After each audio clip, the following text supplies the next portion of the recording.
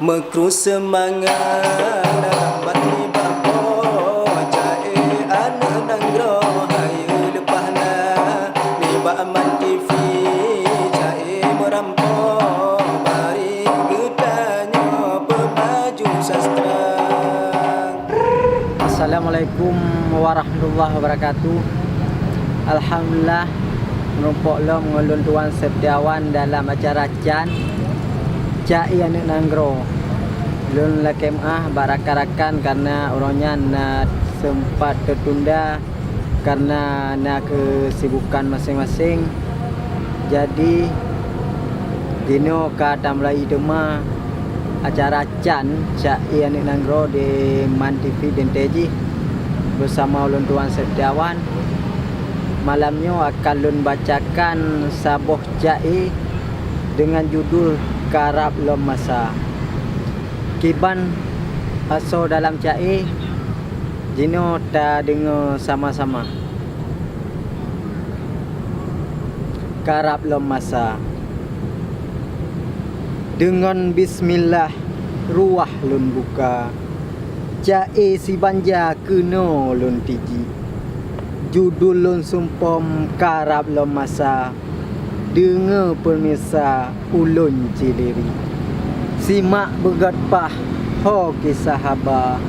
Menyuruh gasa ulun ngekriti. Rimung mepake sabi ngan singa. Yang sayang rusa taku terceki. Karab long wate perule gata. Na yang jo ija saka di tiji. Ramai yang sawu yang jauh desa. Kopi bak meja bayu ngan penggeri. Batuk gebiri hihi kem guda. Berijuk subra dawa ngan meri. Baje melambang megudang jiba. Ngan kartu nama kaluh deketi. Pilih lun ampun dusun ngan kuda. Makmu sentosa truh dalam lungki. Memacam visi misi calitra yang dengar haba rokun bak budi. Ketanyo kampung sanjung ngan puja susu cap naga bak keng di seli. Ne tulung ulun limong ton masa demi kebangsa negeri bayi. Yang palo tanyo seluso masa jabatan kana kaluh dilantik. Janji yang awai hana menggisa rakyat jelata makin tengi-ngi. Si cicim merak lagak warna, si cicim pala di musuh caci. Nacil lah dompah amanah jihna, oh na kuasa jijak baciri. Ladom getanyo ado ngan bunda, hana merasa sebab kon penggri. Di pegat jalan dam lom sikula lain sarana umum hak mili.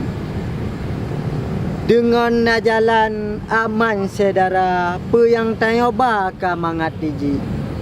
Sikula kapah indah ditata cerudah bangsa anu tedidi.